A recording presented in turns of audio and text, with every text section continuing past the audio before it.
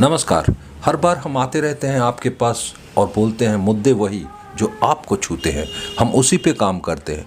तो ये जो 2021 में बंगाल के मसनद पे कौन बैठने वाला है, इस मुद्दे को लेके हम हर राजनीतिक दल के पास जा रहे हैं, आम इंसान के पास जा रहे हैं, सामाजिक जो प्रतिष्ठान है उनके पास जा रहे हैं, समझने की कोशिश कर रहे हैं उनकी सोच क्या है।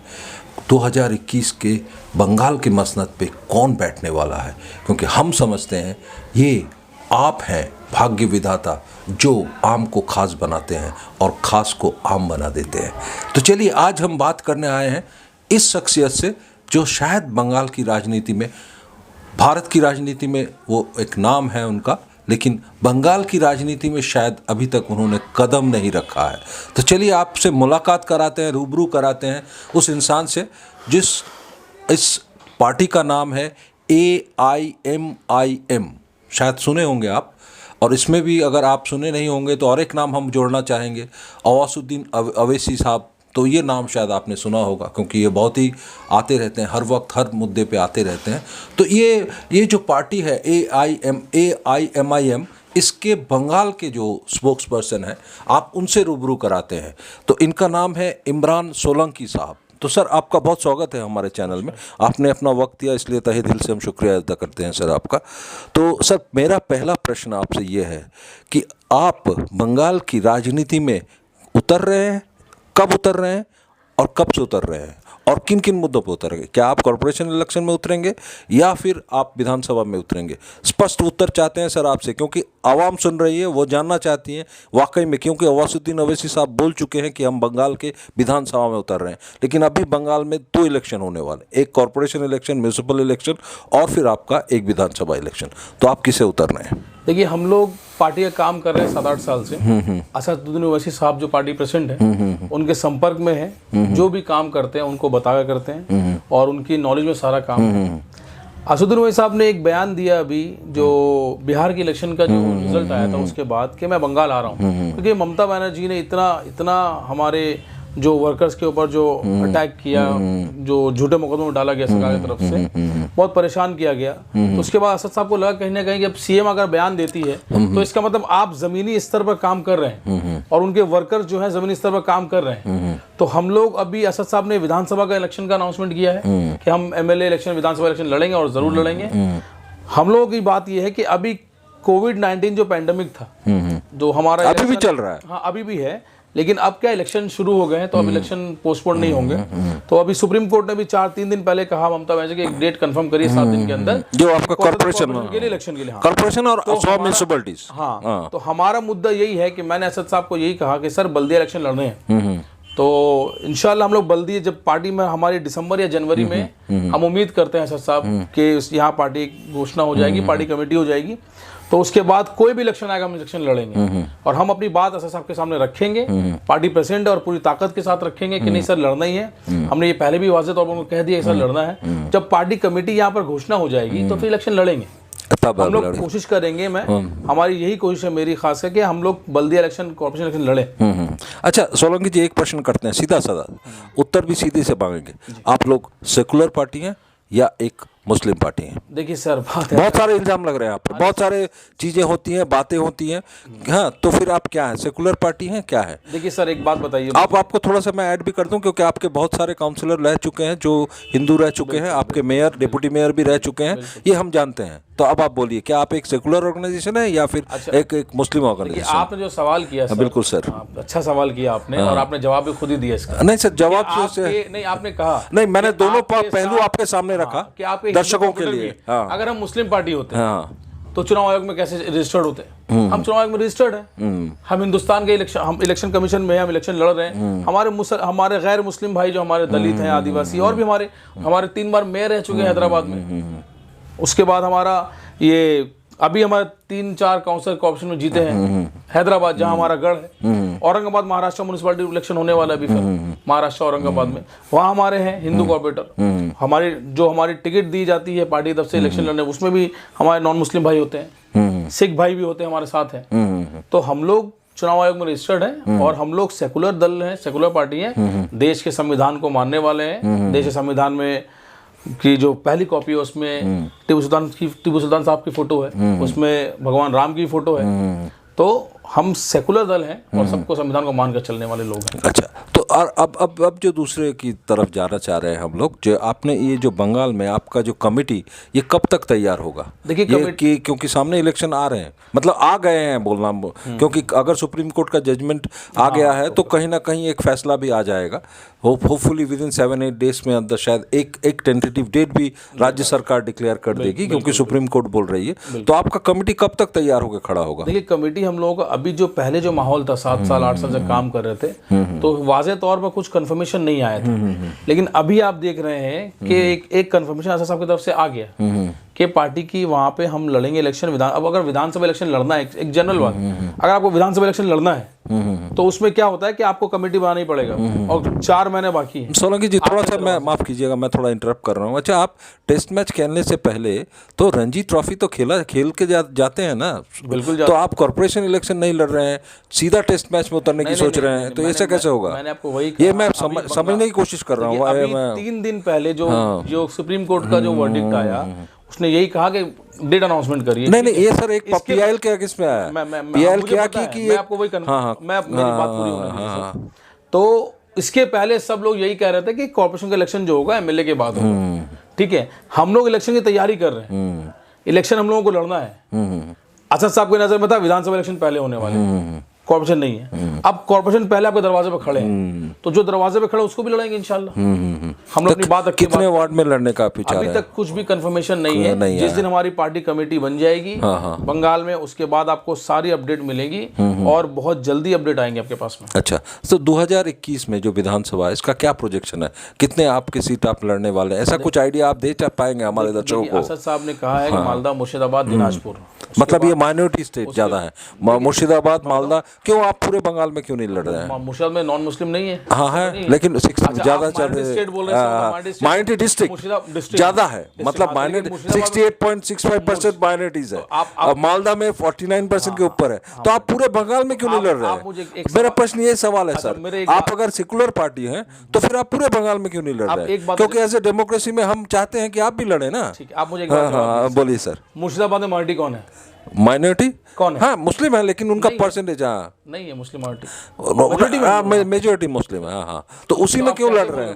माइनॉरिटी मुस्लिम भी होते हैं, दलित भी है, सिख भी है, जैनी भी है। तो आप 3 डिस्ट्रिक्ट में, 3 स्टेट में, असद साहब ने वो बोला है 3 डिस्ट्रिक्ट में लड़िएगा। इसके अलावा हम लोग साउथ 24 परगना बहुत ताकत से काम कर रहे हैं। 24 परगना हमारा बहुत सारे मीटिंग हुई है। उसके बाद हमारा नॉर्थ में भी काम चल रहा है, मिदनापुर में काम चल रहा है, बशीरहाट में अपना नॉर्थ में जो है वहाँ काम चल रहा है। उसके बाद हमारा कैलकाटा शहर में काम चल रहा है आपका। अच्छा सोलंकी जी, मैं थोड़ा सा माफ़ कीजिएगा, मैं थोड़ा सा इंटरप्ट कर रहा हूँ। आपका जो हैदराबाद कॉरपोरेशन का भी हाल ही में रिजल्ट आया है, इसमें टीआरएस को 55 सीट मिले हैं, 55, बीजेपी को 48 और आप लोगों को 44। कहीं ना कहीं क्या आपके ओवैसी अवैसी जी के गढ़ में बीजेपी ने दे दिया है? अगर आप देखें चार मीनार को और आपका जो वो सीट है एलबी नगर और सिकंदराबाद को अगर देखें और खैरताबाद, हाँ, जहाँ पे खैरताबाद और मेनली आपका चार मीनार है, 2 जगह पे एआईएम बहुत ज़्यादा सीट लेके निकला है, लेकिन रेस्ट जगह पे शायद कहीं ना कहीं सिमट गया है। देखिए तो क्यों ऐसा क्यों? एआईएम तो गढ़ है सर हैदराबाद में उनका। एआईएम पार्टी हमारे जहाँ से इलेक्शन लड़ती है, हम लोगों की पिछली बार भी 44 सीटें थी, इस बार हमने सारी सीटें बचाई अपनी। बीजेपी ने जो नुकसान दिया वो नुकसान आप देखिए। जो अभी एक सवाल आप शायद मुझसे करेंगे, क्योंकि हर इंटरव्यू में सारे लोग सवाल करते हैं और मीडिया में चलता है कि एमआईएम जो वोट कटवाए, ये बात चलता है। नहीं, मैं आऊंगा, वो बात में आ रहा हूँ। मुझे पता आप सवाल करेंगे, ये सवाल सभी करते हैं। अब मुझे एक बात बताइए कि वहाँ पे कांग्रेस इलेक्शन लड़ती है, कांग्रेस को 2 सीट मिले हैं, 2 सीट में वोट तो काटा कांग्रेस ने। अच्छा, क्यों? ये भी सवाल हम रख सकते हैं आपके सामने। लेकिन सर ये राजनीति है, हम सियासत में हैं, तो सियासत में इस चीज की जगह नहीं है। ये आप किसी को लॉलीपॉप देकर अगर बोले कि सर ये वोट काट रहे, ये लॉलीपॉप देना हुआ। और कुछ नहीं है। तो अब जहां जहां एमआईएम सीट जीती थी पहले, हम लोगों ने वहां हमारी सीटें जीती और पहले से हमारा वोट परसेंटेज बढ़ा है। वोट परसेंटेज शेयर बढ़ा है आपका, शेयर बढ़ा, लेकिन आपकी सीट नहीं बढ़े। हाँ, तो अगर सर अभी शेयर बढ़ा, वोट परसेंटेज बढ़ा, आगे सीट भी बढ़ेंगी। अच्छा। आज बीजेपी भी यहाँ पे ताकत में काम कर रही है, वोट परसेंटेज उनका बढ़ा तभी तो कर रही है। बंगाल, हमारा बिहार में वोट परसेंटेज बढ़ा है, लेकिन हम वहां कर रहे हैं, महाराष्ट्र में बढ़ा, वहां कर रहे हैं। बिहार में तो एक बहुत बड़ा एलिगेशन खड़ा हो रहा है महागठबंधन की तरफ से कि आप लोगों ने उनके पूरी तरह से उनका जो बोल रहे हैं ना प्लेट में सर्व हुआ था वो आपने पूरा वो खत्म कर दिया। भाई वोट कटुआ की तरह AIMM काम किया। मैं अपनी बात नहीं कर रहा हूँ सर, ये वो लोग बोल रहे हैं, वो आप तक पहुंचा रहा हूँ मैं। देखिए, प्रजातंत्र है। हाँ बिल्कुल, ये तो है, डेमोक्रेसी है। हर आदमी को हक है इलेक्शन लड़ने का। कल को कोई दल नया पार्टी बनाकर आएंगे, लड़े। इतनी पार्टी लड़ती है, आखिर सबसे बड़ी बात है कि इतनी पार्टी इलेक्शन लड़ती है। वहां ममता बनर्जी भी इलेक्शन लड़ी थी, तृणमूल कांग्रेस किशनगंज में इलेक्शन लड़ी है, अख्तर उल के खिलाफ लड़ी है। इसके पहले झारखंड में इलेक्शन लड़ी ममता बनर्जी, तो कोई सवाल नहीं उठाते। हमारी पार्टी एमआईएम जो है ना, वो आने वाले बोलते हैं ना कि आदमी उसी पेड़ पे पत्थर मारते हैं जो आम जो देता है, तो उसी को खाना पड़ता है जो फल देता है। तो अब एमआईएम जो है ना, ये अभी बूमिंग पार्टी है, अभी लोग इसके तरफ जुड़ रहे हैं। आप सोचिए ना, एक पार्टी इलेक्शन में लड़ती है और 5 सीट और बम्पर वोट से जीतती है। हमारा जो बिहार नहीं, ये एलिगेशन कहीं ना कहीं लग रहा है कि देखिए सर, ये सब बंगाल में भी होने वाला है, इसीलिए और बोल रहे हैं कहीं ना कहीं आप लोग। सर एक एलिगेशन जो लगा रहे हैं, बहुत स्ट्रेट सवाल मैं बोल रहा हूँ कि कहीं ना कहीं एक जो एलिगेशन लग रहा है, कहीं ना कहीं आप लोग भाजपा के बी टीम है। बोलिए, आप अपना जस्टिफिकेशन दीजिए। देखिए, भाजपा का बी टीम तो ये बहुत पुराना मसला हो गया सर। असद साहब ने भी कहा, हम भी ये बात दोहरा दे रहे हैं। नहीं, ये जो बाजार में बोल रहे हैं वो हम बोल रहे हैं। मत बोलिए, अब थोड़ा अपग्रेड करिए, सी बोलिए, डी बोलिए, ई बोलिए। तो ये मसला चलता रहेगा सर, इलेक्शन लड़ रहे हैं। बी टीम का मतलब ये हुआ कि अगर महाराष्ट्र हैदराबाद असदुद्दीन गढ़ है, वो 8 सीट पे लड़ते हैं इलेक्शन, एमएलए इलेक्शन में। इससे पहले 24 में लड़े थे, भाजपा को रोकने के लिए 8 सीट में लड़े। कांग्रेस वहां पर ये भाजपा की वहां पे एक एमएलए की सीट आई थी विधानसभा में। वो एक सीट जो थी एमएलए की, वो राजा सिंह बोल के एमएलए गौशाम एल जीता था। आप उसका कभी एक वो रेशियो निकालिए वोट परसेंटेज का, तो टीआरएस वहां पर लेकर आती है 44,000 वोट, कांग्रेस 26,000 वोट, और वो 17,000 वोट से लीड करते हैं। तो हम भी ये बोल दें कि वो भाजपा कांग्रेस जिता दिया उसको। अगर कांग्रेस नहीं लड़ती वहां पे, 26,000 वोट नहीं लाती, 17,000 वोट से वो टीआरएस जीत जाती, तो वोट कटो हम भी बोल दें। उसके बाद 3 लोकसभा सीट है अपने। अच्छा इमरान जी, मैं थोड़ा सा आपको वो कर रहा हूँ, ये AIMIM अगर बंगाल में उतर रहा है तो कौन कौन से मुद्दों को लेके ये उतरेगा? देखिए, मुद्दे बहुत सारे हैं, बेसिक मुद्दे जो हर राजनीतिक दल उसको जनरली अवॉइड करने की कोशिश करती हैं, तू मैं निकाल देते हैं, इसने वो बोला, उसने वो बोला। लेकिन जो बुनियादी मसले हैं, स्वास्थ्य, आप देख रहे हैं, एंडेमिक शिक्षा है, बेरोजगारी है, कुपोषण है, बहुत सारे बुनियादी मुद्दे हैं। इन पे कोई नज़र नहीं दिया जा रहा है। आपका अभी अगर आप देखते हैं हेल्थ इंफ्रास्ट्रक्चर में सिर्फ 2.3 बढ़ के आया है, पहले 1.5 आपका GDP का खर्चा होता था। तो कहीं ना कहीं ये जो सरकारी स्वास्थ्य परिसेवाएं हैं, इनका बिल्कुल ओपन हो गया है कि क्या हालत ख़राब है, कितना है। हाँ, तो इस पे आप AIM अगर बंगाल में लड़ेगी तो किन मुद्दों पे लड़ेगी? क्या उनका स्पेसिफिक एजेंडा क्या रहेगा? आप क्या कहना चाहेंगे हमारे दर्शकों को? मैं बताऊं, इमरान सोलंकी जी क्या कहना चाह रहे हैं? आप AIM के चेहरे हैं, जो बंगाल के दर्शक देख रहे हैं, तो AIM अगर बंगाल में लड़ेगा तो किन मुद्दों पे लड़ेगा? हम जब इलेक्शन का जब ये हुआ, शुरुआत हुआ था ना कि आपको इलेक्शन लड़ना है, तो उस वक्त ये हुआ था कि जो गरीब लोग हैं, जो पिछड़े लोग हैं, जो इकोनॉमिकली स्ट्रांग नहीं है, उनको कैसे अपलिफ्ट किया जाए।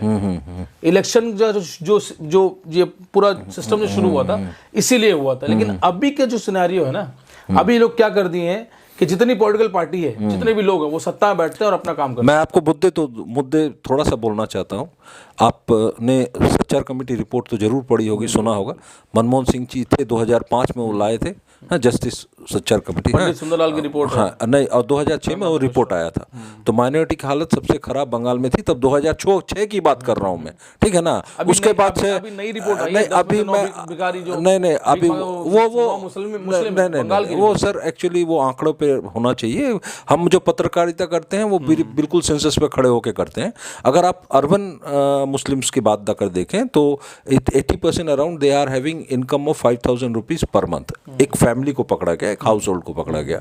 और 38.5%, ये मेरा डाटा नहीं है सर, ये सरकारी आंकड़े ह्यूमन रिसोर्स डेवलपमेंट के हैं, ठीक है ना। हम आंकड़े जो बोल रहे हैं वो सरकारी आंकड़े हैं।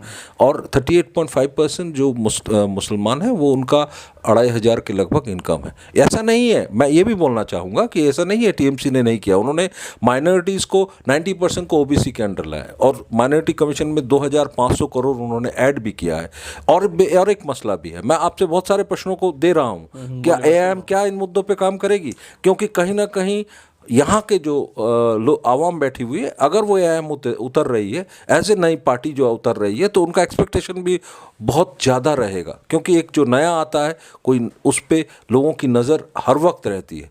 और गौसुद्दीन अवैसी जी कोई नए चेहरे नहीं है राजनीति में, क्योंकि नेशनल चेहरा है, तो वो उतरेंगे तो उनका एक्सपेक्टेशन भी रहेगा यहाँ पे लोगों का। तो ये क्या, अगर आप इसका मामलों पे, ये मुद्दों पे क्या एआईएम काम करेगी? देखिए, एमआईएम काम करेगी। पहला सबसे बड़ा मुद्दा हमारा ये है शिक्षा का, यूनिवर्सिटी का। सर एक एग्जांपल दे, 10,000 मदरसा है। मदरसा is a form of education. मदरसा सिर्फ माइनॉरिटीज के लिए है, ये गलत सोच है। बिल्कुल ये गलत सोच है। आप बिल्कुल सही बोल रहे हैं। दुर्गा पूजा अभी ममता जी मदरसा में क्या करी है, अभी ये दुर्गा पूजा के 2 दिन पहले मदरसा के टीचर सारे अपनी सैलरी के लिए गांधी मूर्ति धमतला में बैठे हुए थे, उन पर लाठीचार्ज किया गया। ये ममता जी का काम है? नहीं, आपका हम लोग काम जो करेंगे। देखिए, आपका सवाल मैं समझ गया आप किस तरह से सवाल कर रहे हैं, मैं जवाब दे रहा हूँ आपको। हमारे लिए ये है कि सिर्फ माइनॉरिटी नहीं, और माइनॉरिटी से मुस्लिम नहीं आते, सारे जो माइनॉरिटीज है वो आते हैं। हम लोग माइनॉरिटी के लिए काम करना चाहते हैं, और जो लोग सही में जिनको अपलिफ्टमेंट की जरूरत है, मैं बात सुनिए। अभी आपने कहा माइनॉरिटी कमीशन की 2500 करोड़ फंड कर दिया। आप मुझे ये बताइए, ये तो ममता जी ने बता दिया, ममता जी ने कितना रिलीज किया ये बताया नहीं, कितना रिलीज कर रहे हैं। मैं खुद माइनॉरिटी चेयरमैन से आके मिला, हमारी मीटिंग हुई, मैंने कहा सर, तो उन्होंने बोला कि सर आप लिए, मैं बात करूंगा। आप काट दिया उन्होंने, बात करने से कतरा गए वो, हालांकि कैमरा नहीं था वहां पर। तो मसला ये है कि हम लोग जो लड़ेंगे, जिस मुद्दे पर लड़ेंगे एजुकेशन के ऊपर, जैसे अभी जितने बहुत सारे न्यूज़ पे हिंदुस्तान। सर आप उत्तर देने से पहले मैं एक प्रश्न करूं आपको, क्या एआईएम सिर्फ इलेक्शन लड़ने के लिए बंगाल में उतर रही है, या फिर उसकी सोच कुछ और है? नहीं, उत्तर दीजिए स्ट्रेट। हाँ, बिल्कुल नहीं, एमआईएम सिर्फ इलेक्शन लड़ने के लिए उतर रही। हम इलेक्शन लड़ते हैं, हम एक पॉलिटिकल पार्टी है सर, हम राजनीतिक दल हैं। हम इलेक्शन लड़ते हैं, तो हम इसलिए इलेक्शन नहीं लड़ते कि हम जीत कर संसद भवन चले जाए या हम असेंबली में जाके बैठ जाए। हम इलेक्शन इसलिए लड़ते हैं कि ताकि हम हमारे जो अवाम है उनके लिए कुछ कर पाए। जैसे बहुत सारे मुद्दे हैं, कलकत्ता शहर, आप हमारे इंटीरियर ग्राम जो है बंगाल सर, इतने मुद्दे हैं, पूरा दिन गिनाते रहेंगे आपका खत्म नहीं होगा। बिल्कुल, मैं वही बोल रहा हूँ। तो हम लोगों को काम करना, जैसे हमारे यहाँ वकफ का है, उसके लिए काम करना है। वकफ का बहुत बड़ा मसला है। उसके बाद में हमारा यहाँ पे ड्रेनेज का भी बहुत बड़ा मसला है कलकत्ता शहर। लेकिन शिक्षा का बहुत बड़ा मसला है सर। 10,000 मदरसों में सिर्फ 614 का एडॉप्ट किया गया है। वहाँ पे 7 एमएलए हैं हैदराबाद में, 30,000 बच्चों को वहाँ फ्री में ट्यूशन, मतलब स्कूलिंग कराई जाती है। वो स्कूल ऑफ एक्सेलेंस में आप एक बार जाके पता जानते हैं, हम देखे हैं आपका वेबसाइट पे। आप सोचिए 7 एमएलए हमारे वहाँ पे हैं। तो हम ये काम कर, हमारा मेडिकल कॉलेज है, इंजीनियरिंग कॉलेज है, हम मतलब एब्रॉड ही भेजते हैं बच्चों को, जो अगर काबिल है, जहाँ जाते हैं वहाँ पे पढ़, पार्टी फंड से देते हैं। असद साहब वहाँ मतलब पार्टी फंड से निकाल के एक काम कर रहे हैं। तो हम लोग जब यहाँ पर आएंगे तो हम वो भी काम करेंगे। हम लोग हैदराबाद जो मॉडल है, हम लोग वो यहाँ पे लागू करेंगे। वो क्या मॉडल है सर? हैदराबाद डेवलपमेंट का मॉडल है। बिल्कुल डेवलपमेंट। उसमें क्या आप सिर्फ माइनॉरिटी को देख रहे हैं या पूरे कौम को देख रहे हैं? सबको देख रहे हैं, सिर्फ माइनॉरिटी को नहीं। जो भी नीडी पीपल है, गरीब है, हाँ, जो भी जरूरत, किसी भी मजहब से हो सकता है। जैसे हाँ, एक गरीब जो है वो रिक्शा चलाता है या एक दुकान लगाता है, तो उसके पास इतनी काबिलियत नहीं है कि वो अपने बच्चों को अच्छी स्कूल में पढ़ा सके। लेकिन आप उसमें क्या आप मजहब देखेंगे? आप बताइए। नहीं, मजहब नहीं देखता हम लोग। मैं आपको वही मैंने मजहब का बात किया नहीं आपसे। तो वो कोई भी धर्म का हो, एक बाप जो होता है वो अपने बच्चों को अच्छी से अच्छी तालीम देना चाहता है। अगर कोई रिक्शा जाना हो तो वो चाहता है कि मेरा बेटा डॉक्टर बने या इंजीनियर बने। तो ये कौन बनाएगा? ये जितनी सियासी पार्टियां हैं, आप सीपीएम देखिए, कांग्रेस देखिए, टीएम तृणमूल कांग्रेस, यहाँ पर देखिए, ये लोग कभी भी काम नहीं किए। गरीब बना कर रखो, वोट लेते रहो। थोड़ा कंबल दे दिया, थोड़ा साड़ी दे दिया, इलेक्शन में पैसे दे दिए, वोट ले लिए। तो ये इस मिथ को हम लोगों को तोड़ना है। अच्छा, हम जो गरीब लोग हैं उनके बच्चे से हैदराबाद में बंडी फेरी वाले। नहीं, आप लोगों का देखिए, मैं आपके वेबसाइट में भी देख रहा था और इन्फॉर्मेशन भी जो है, चेन्नई फ्लड में भी आपका डोनेशन रहा है। बहुत सारे रिलीफ में आपने काम किया है, नेशनल एंड रीजनल बोथ आपने काम किया है। ये है बहुत सारा है, लेकिन आप जो बंगाल में आ रहे हैं तो मुद्दे यहाँ पे बहुत हैं। तो इसीलिए मैं स्पेसिफिकली मैंने प्रश्न ये इसीलिए किया था कि एआईएम बंगाल में अगर उतर रहा है तो कोई ना कोई सोच के साथ ज़रूर उतर रहा होगा, तो वो सोच क्या है? देखिए, सबसे बड़ा मुद्दा ये है कि माइनॉरिटी का आपका जो एक सियासी क़यादत है, सियासत में आप माइनॉरिटी नहीं है। जो नहीं, ये सर प्रश्न एक बार आ रहा है, एआईएम अगर नहीं बिहार में उतरता तो बोल रहे हैं कि आज तक ऐसा नहीं हुआ कैबिनेट में माइनॉरिटी का कोई रिप्रेजेंटेशन नहीं था, ये पहली बार हुआ है कैबिनेट में माइनॉरिटी का कोई रिप्रेजेंटेशन नहीं हुआ है क्योंकि एआईएम उतरा है मैदान में, वोट काट के निकल गया। सर ये भी इल्जाम लग रहा है आप मुझे बताइए, हम लोग हिंदुस्तान जब से आज़ाद हुए 74 ईयर्स हो गए। हाँ, आप बताइए माइनॉरिटी का क़यादत किसने किया? आज हमारे मुख्तार अब्बास नकवी जो माइनॉरिटी के मिनिस्टर बन के बैठे हैं, आप बताइए एक भी काम माइनॉरिटी के लिए किया उन्होंने नहीं किया। एक सवाल, एक बात बताइए। वही तो सर मैं बोलूँ कि आपके पास सर माइनॉरिटी कमीशन बनाया है, इतना सब आप जाइए उनके वेब पोर्टल में जाके देखिए सर, यहाँ निकलेंगे ना, आप उनके वेब पोर्टल में जाके देखिए। हाँ, अभी आप अगर यहाँ से निकलिए बंगाल में, आप टीएमसी के नेता से पूछिएगा ना, तो वो बोले नहीं हम लोगों ने बहुत काम किया, आपको अब गाड़ियाँ बिठा के आपको लेके जाएंगे, ब्रिज दिखाएंगे, फ्लाईओवर, रोड दिखाएंगे, वो इंफ्रास्ट्रक्चर है सर, उस पर तो काम करना ही पड़ेगा। आप सिटी में है, कैलकाटा शहर जो आपका इंडिया में 4 मेट्रोपॉलिटन सिटी में एक सिटी है। सर और एक प्रश्न मैं जस्ट करना चाह रहा हूँ, क्योंकि ये कोरोना एंडेमिक को लेकर जो सबसे ज़्यादा इंपॉर्टेंट मुद्दा सामने आया है स्वास्थ्य का, आम आदमी के स्वास्थ्य का। तो आपका अगर बंगाल का रेशियो देखते हैं 1:10,000 डॉक्टर और पेशेंट रेशियो है, और ऑल ओवर इंडिया का हालत और भी ख़राब है 1:11,000। तो कहीं ना कहीं क्या ये जो बुनियादी मुद्दे हैं, स्वास्थ्य, शिक्षा, एम्प्लॉयमेंट, इस पे क्या एआईएम काम करेगी उतर के? हम लोग उसी पे काम करेंगे क्योंकि ये बुनियादी मुद्दे हैं। हम लोग जो अवाम के जो मुद्दे हैं, हम लोग जो अवाम के मुद्दों पे ही काम करते हैं। हैदराबाद में है, वहाँ देखिए आप, महाराष्ट्र में देखिए जो हमारे एक एमपी जीते हैं इमदाद, वो भी वही काम कर रहे हैं। तो हम लोग बुनियादी मुद्दों पे ही काम, अभी अख्तर उल इमान हमारी पार्टी के प्रेसिडेंट है, एमएलए बन गए, फ्लोर लीडर है बिहार के हमारे पार्टी की तरफ से, वो असेंबली में जाकर सीमांचल की बात कर रहे हैं। बाहर खड़े होकर 5 एमएलए ने हमारा धरना भी किया भाई सीमांचल को इंसाफ मिलना चाहिए। तो हम उन्हीं की बात करते हैं जिनको जरूरत है, हम उनकी बात नहीं करते जिनको जरूरत नहीं है। हम उनकी बात है जिनको जरूरत है, उनके लिए काम करते हैं। गरीब के बच्चों को एजुकेशन मिले, आपका जो हिस्सा वो हिस्सा मिले, हिस्सेदारी मिले आपको, हम इन मुद्दों पे काम करते हैं। इमरान जी बहुत बहुत धन्यवाद। आप मुद्दे बहुत हैं, एक दिन में सब करना संभव नहीं है। बहुत बहुत शुक्रिया, आपने अपना मूल्यवान वक्त दिया, इसलिए तहे दिल से शुक्रिया। तो हम बात कर रहे थे एआईएमआईएम के इमरान सोलंकी साहब से मुद्दों पे। देखिए मुद्दे इतने हैं, एक दिन में ख़त्म करना नामुमकिन है। हम कोशिश कर रहे थे जो मुद्दे बुनियादी मुद्दे हैं उस पर एआईएम क्या करने वाली है, आने वाली है, आपके यहाँ के राजनीति में एआईएम उतरने वाली है, तो ये हम आप तक पहुँचा रहे हैं क्योंकि आप हैं भाग्य विधाता जो आप आम को खास बनाते हैं और खास को आम। आप, हमने प्रश्न रखे हैं, उन्होंने उत्तर भी दिए हैं, आप सोचिएगा सही है क्या है, वो आप तक, आप पर छोड़ते हैं। मैं नंददुलाल भट्टाचार्य, मेरे साथ मेरे सहकर्मी जावेद हुसैन, कलकत्ता।